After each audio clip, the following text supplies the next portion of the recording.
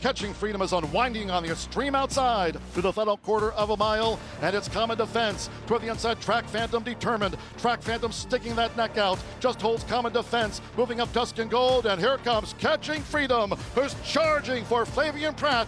They come past the 16th, last to first. It's Catching Freedom to win the Louisiana Derby.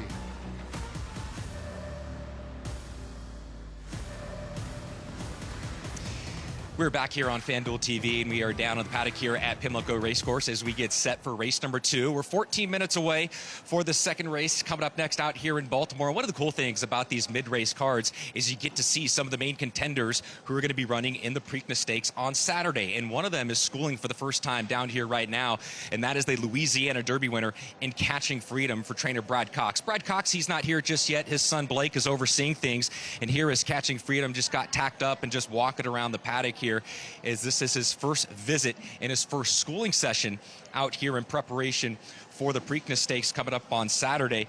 You know, he really had a lot of improvement in that backtrack we just showed you in the Grade 2 Louisiana Derby. If you go back and you watch the film on the Smarty Jones Stakes, he really didn't know how to run yet back in January and February. He's swapping leads left and right, veering in, inside and outside, but he put it all together in the Louisiana Derby. That was a really strong, powerful run. He was 8-1 in the Kentucky Derby, and he ran a credible fourth that day. He was only defeated a length and 3/4 behind Mystic Dan, and really when you watch the replay, Flavien Prat was almost just taking the exact same path as Brian Hernandez. He was far back, stayed down on the rail, and just followed him all the way around there to finish 4th in that field of 20. So here is Catching Freedom, guys, schooling down here in the paddock here at Pimlico Racecourse in preparation for Preakness of 149.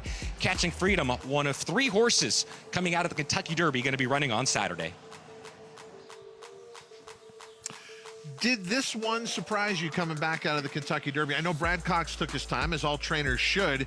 We're all sitting there talking about Mystic Dan. Will he come back? And then all of a sudden, Catching Freedom showed up. Did this surprise you that Brad Cox decided to come back? It did, because most oftentimes, I mean, there's a select few people that we see are game enough to come back off that short rest, Dwayne Lucas being one of them. But this horse, you know, Catching Freedom seemed to have a similar trip as Mystic Dan. Just followed him around there. He just didn't have the kick that Mystic Dan had.